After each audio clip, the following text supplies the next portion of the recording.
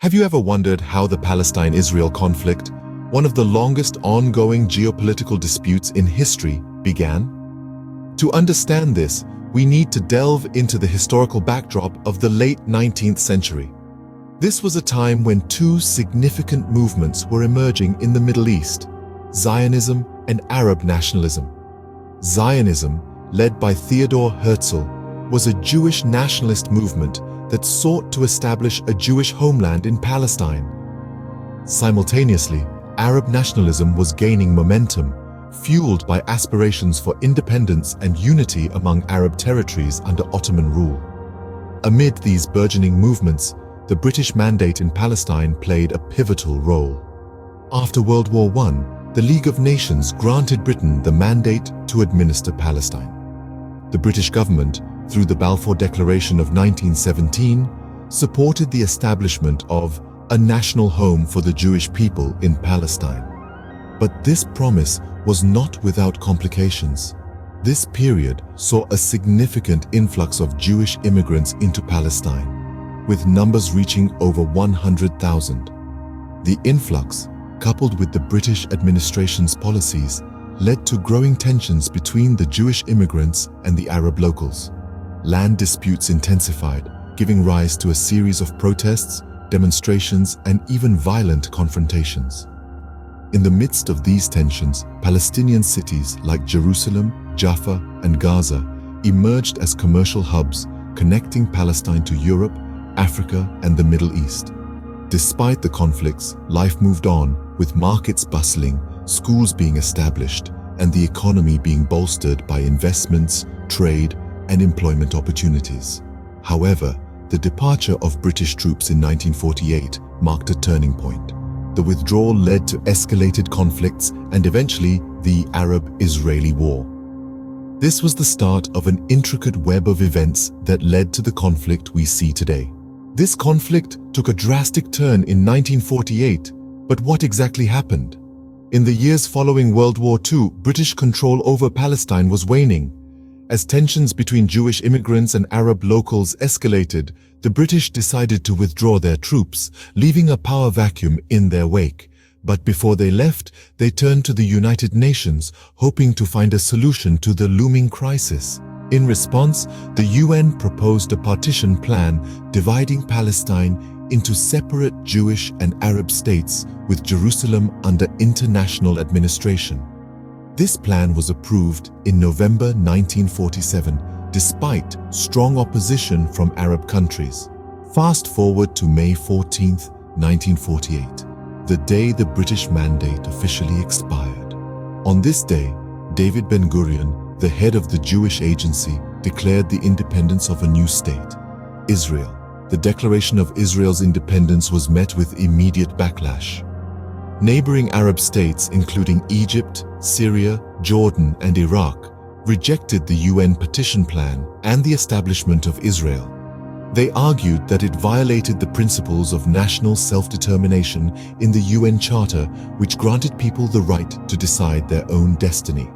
The very next day, a coalition of Arab states invaded Israel, marking the beginning of the 1948 Arab-Israeli War.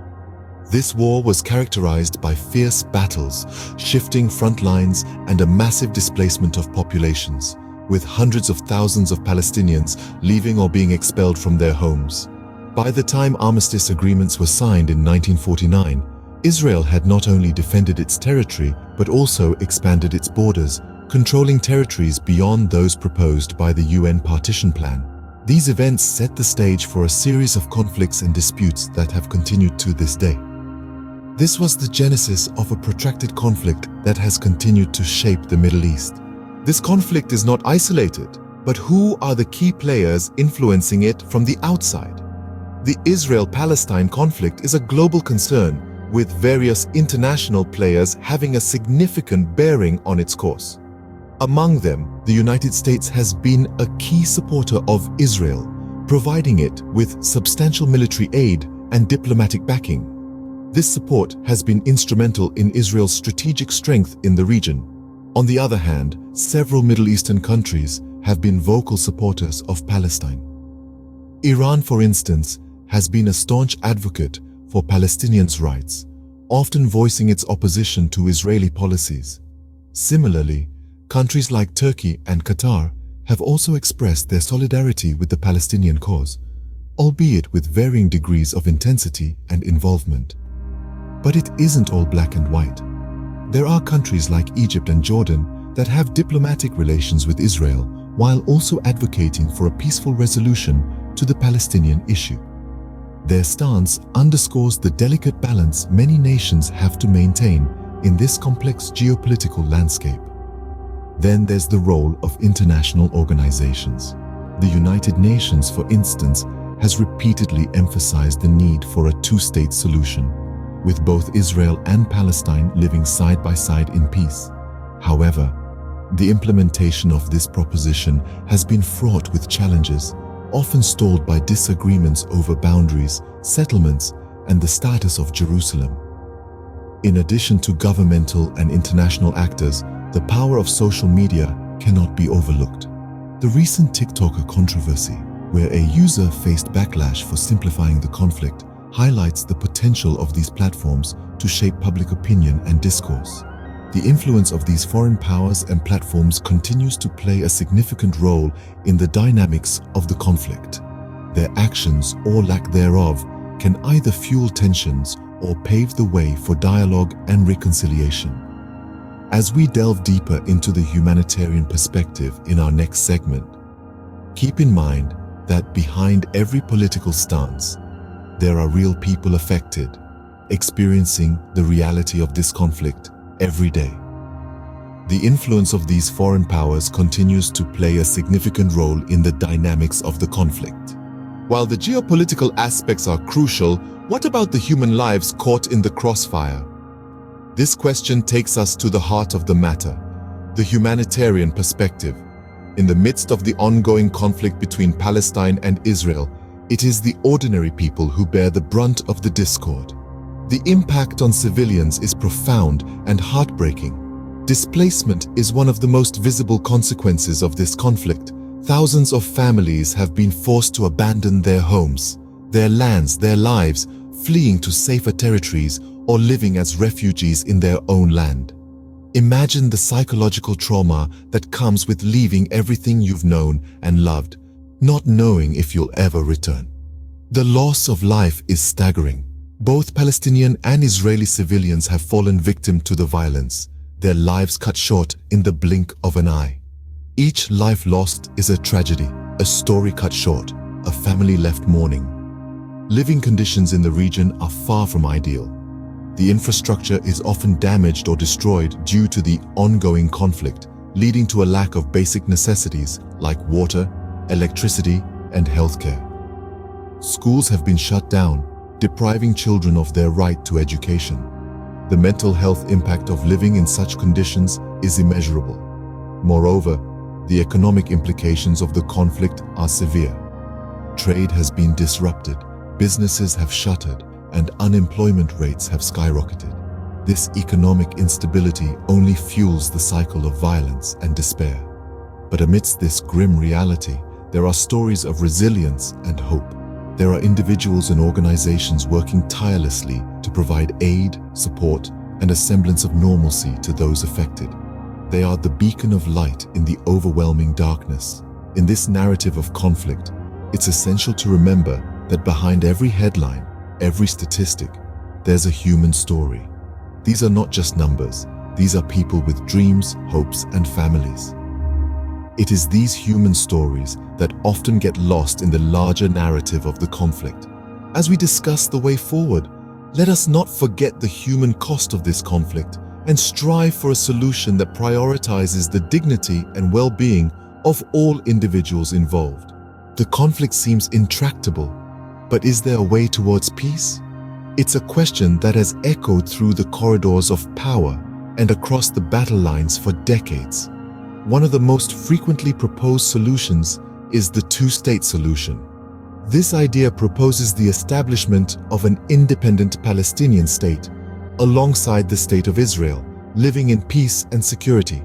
However, This concept has been fraught with challenges, including disagreements over borders, the status of Jerusalem, and the rights of Palestinian refugees.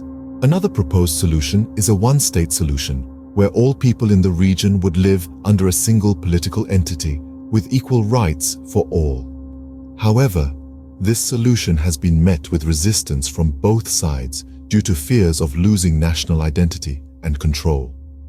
Regardless of the solution, the road to peace is paved with dialogue and negotiation.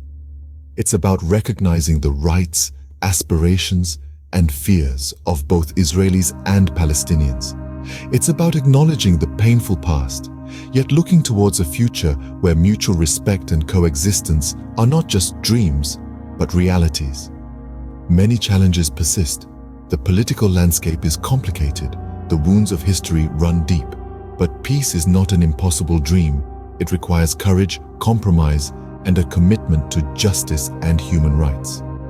The international community plays a crucial role in this process. It can facilitate dialogue, provide humanitarian aid, and ensure that any solution respects international law and the rights of all people involved. Above all, it's important to remember that at the heart of this conflict are ordinary people with hopes and dreams just like you and me. People who want to live in peace, to raise their children without fear, and to have a future filled with possibilities. So, let's not lose hope. Let's keep the conversation going. Let's continue to push for a just and lasting peace. Because in the end, peace isn't just the absence of conflict. It's the presence of justice, freedom, and mutual respect. While the path to peace is fraught with challenges, the hope for a peaceful resolution endures. Let's take a moment to reflect on what we've learned today. We've traced the origins of the Israeli-Palestinian conflict and the birth of Israel, marked by the 1948 war. We've identified key supporters and detractors on both sides of the aisle, and we've looked at the humanitarian perspective, considering the profound human impact. Finally, we've explored potential solutions, acknowledging that the path to peace is fraught with challenges, but not impossible. It's a complex issue with deep historical roots and profound human impact. Understanding it is the first step towards advocating for peace and justice.